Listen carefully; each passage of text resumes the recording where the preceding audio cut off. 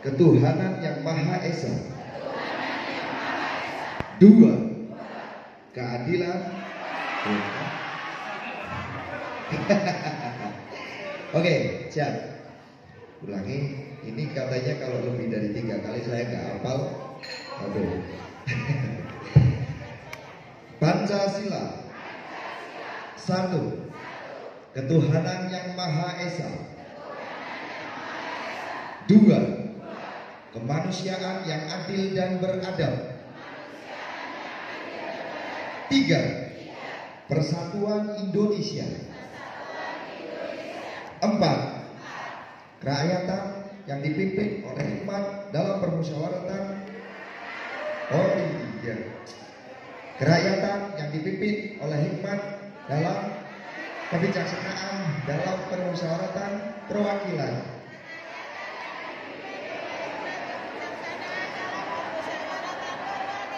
5. Keadilan sosial bagi seluruh rakyat Indonesia. Terima kasih Gus. Ini sebenarnya beliau hafal, hanya grogi saja Bu. Matur nuwun. Iya, terima kasih.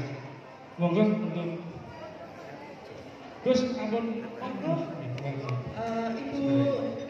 Ibu Anida di depan untuk menerima hadiah. Selamat ya untuk 2 orang yang beruntung ini.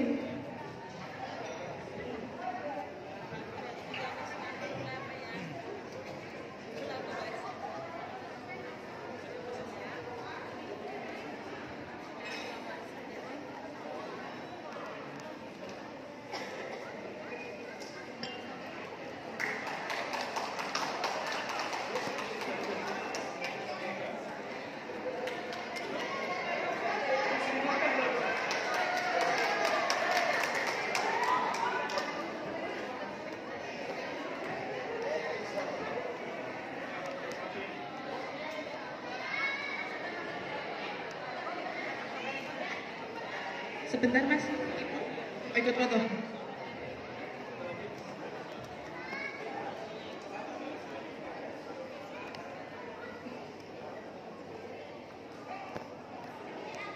Izin Ibu, 1, 2, 3.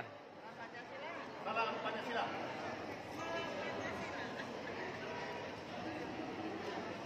Matur suwun. Ini melihat nih Pak, banyaknya masyarakat berkumpul nih Pak di salah satu hallroom di The Winner Pembinaan Ideologi Pancasila. Jadi bagaimana kami menginternalisasikan Pancasila itu kan perlu mengajak semua institusi, dan kali ini kami bersama dengan DPR RI, dan di sini adalah dengan Komisi 2, ada mitra kami di Komisi 2. Itu dalam rangka bersama untuk sosialisasi Pancasila. Jadi kita mengajak para anggota ini untuk kembali turun ke daerahnya untuk kemudian kita bicara tentang Pancasila, tentu dengan kearifan-kearifan lokal yang ada. Seperti itu. Acara ini diikuti dari mana aja? Kalau acara ini mungkin panitia yang tahu yang hadiri siapa ya, tapi kami mengikuti dalam arti di siap lokus kita mengadakan seni Pancasila ya, kadang-kadang ada dari ibu-ibu, dari anak remaja, dari anak muda gitu, dan kita terbuka untuk itu, dan sifatnya adalah terbuka, tidak tertutup harus dari kelompok mana itu tidak. Jadi siapa aja yang bisa hadir di sini kita bersyukur. Jadi tentu kita mengajak para anggota dewan ini, memang beliau kan tokoh di sini, dan kita menggunakan ketokohan beliau di sini, ini teladan beliau di sini, kita bagaimana kita berbuat sesuatu tentang Pancasila di masyarakat. Harapan dari Bapak sendiri gimana Pak dengan adanya acara ini? Kalau saya kebetulan saya sesuai sekali ya, saya dari Direktorat Jaringan dan Pembudayaan. Di sini bagaimana kita bertemu dengan kelompok masyarakat, jaringan itu lebih banyak kelompok masyarakat, ke paguyuban, ke komunitas dan seterusnya, itu bagiannya pembudayaan Pancasila. Tentu pembudayaan itu bukan suatu hal yang sifatnya sekali datang selesai. Nah, pembudayaan itu kan harus berulang-ulang dan terus-menerus, dan itu kami lakukan dengan berbagai kelompok masyarakat dan juga dengan lembaga-lembaga lain seperti dalam hal ini dengan DPR.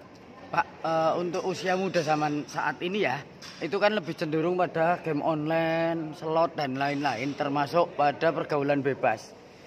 Nah, adakah langkah-langkah atau jurus tersendiri dari pihaknya panjenengan dan pihak Ibu dari sebagai DPR RI nggih, itu untuk merealisasikan hal tersebut, setidaknya untuk menekan atau mengurangi keterlibatan para remaja seperti itu, Pak?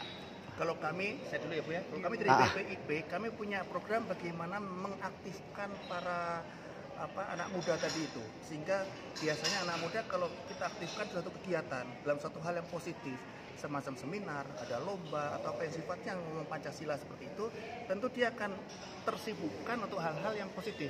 Kita ajak diskusi, kita ajak berkegiatan atau berkolaborasi untuk suatu hal kayak festival segala macam. Itu tentu harapan kami mereka akan meninggalkan hal yang negatif, kemudian berpikir untuk yang positif. Jadi kita harus pelan-pelan memang untuk istilahnya mengajak anak-anak supaya tidak masuk ke game slot dan satu hal yang negatif gitu. Tapi dengan tadi itu kita ajak ke hal-hal yang sifatnya positif. Dengan demikian mereka akan tersibukkan oleh hal yang positif, senang dengan yang positif, sehingga nanti mungkin akan menjadi habituasi di diri mereka masing-masing. Seperti itu. Iya, Pancasila dalam tindakan. Jangan omon-omon. Iya. Dengan Bapak siapa? Saya Toto Purbianto, Selaku Direktur Jaringan dan Pembudayaan BPIP. Oh, okay. Ibu dari Ibu sendiri bagaimana, Bu? Kalau tadi pesertanya itu ini ada dari mahasiswa, ada dari dosen, ada guru-guru TK, RA, baik dari Muslimat NU maupun dari Aisyah. Kemudian juga dari pesantren-pesantren, madrasah-madrasah, guru ngaji. Ya, jadi ini tadi alhamdulillah lengkap yang pesertanya, karena kita ingin supaya Pancasila ini nantinya bukan hanya dilakukan atau diimplementasikan oleh orang-orang yang istilahnya yang di pejabat-pejabat ya Pak, tapi sampai ke masyarakat, sehingga butuh bantuan tadi dari para guru tadi, dimulai dari guru TKRA itu, bahkan dari PKRA itu kalau bisa sudah bisa menanamkan nilai-nilai Pancasila itu. Kemudian kalau sekarang memang tantangan bagi Pancasila ini adalah masalah sosialisasi di media sosial itu yang luar biasa menggerus, sehingga memang dari BPIP pun melalui konten-konten itu ya Pak, dibuat betul, untuk supaya konten-konten yang isinya juga untuk sesuai Pancasila. Kita juga tadi mengharapkan supaya generasi muda khususnya mahasiswa itu kan yang biasa buat konten juga, supaya konten-kontennya itu juga konten-konten yang berkaitan ataupun sangat dijiwai oleh nilai Pancasila. Iya. Ibu siapa? Bu Munawaroh, anggota Komisi 2 DPR RI. Ibu Munawaroh, Komisi 2 DPR RI. Nggih, Bun. Saya kira tambahan sedikit ya, monggo. Jadi ngomongin tadi Ibu Munawaroh bilang mengenai masalah anak muda gitu kan ya. Kami BPIP bersama Kemdikbudristek itu telah selesai menyusun buku teks utama pendidikan Pancasila. Dan ini jadi pelajaran wajib, ada PP 4 tahun 2022, di mana Pancasila menjadi pelajaran wajib bagi anak kelas 1 sampai kelas 12 SMA. Nah, harapan kami adalah bagaimana Pancasila tuh paling tidak mulai masuk sejak anak kelas 1, sehingga paling tidak kelas 12 SMA itu, untuk kembali lagi ke Pancasila. Kita tahu kan sejak kemarin reformasi tahun 98, tahun undang-undang Sisdiknasnya juga nggak ada ngomong Pancasila sebagai pelajaran wajib, sehingga keluarnya PMP sudah tidak ada, PPKN juga nggak ada. Habis jadi PPKN. PPKN masih ada, tapi PPKN itu lebih ke sifatnya tuh hafalan, karena pendidikan Pancasila dan kewarganegaraan. Betul sekali. Di sini di buku teks utama pendidikan Pancasila ini kami mengutamakan adalah yang sifatnya lebih praktek. 30% hanya yang kognitif, hafalan lah gitu pelajaran, yang 70% yang praktek. Jadi Pancasila itu sekali lagi, Pancasila dalam tindakan, tidak sekedar hanya dihafal, tapi lebih ke praktek nyata di masyarakat seperti apa. Dan itu ada di buku pendidikan Pancasila yang terbaru. Dengan harapan setidaknya untuk mengurangi kenakalan remaja dan lain-lain. Dari anak sekolah dulu, intinya itu. Karena paling penting dari anak sekolah kan pendidikan formal itu penting. Terakhir kali Pak, dulu ada yang namanya PMP dan PPKN.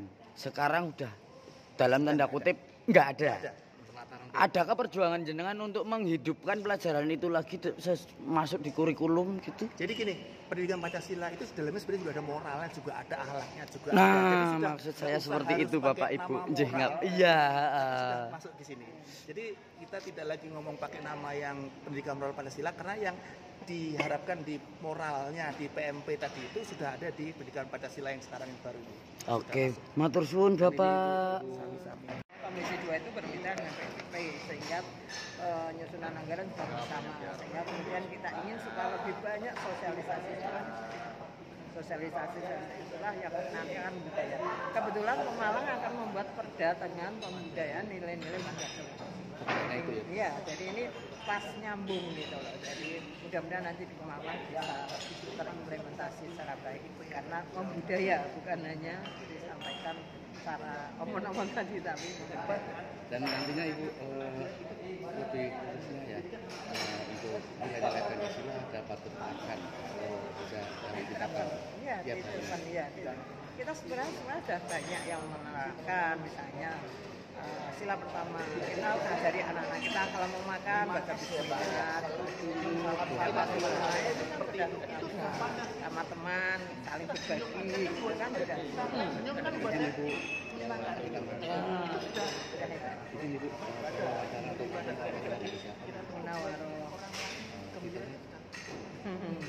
Keranda teman-teman anggota DPR RI tapi 10 komisi 2 Pak orang anggota Dewan teman-teman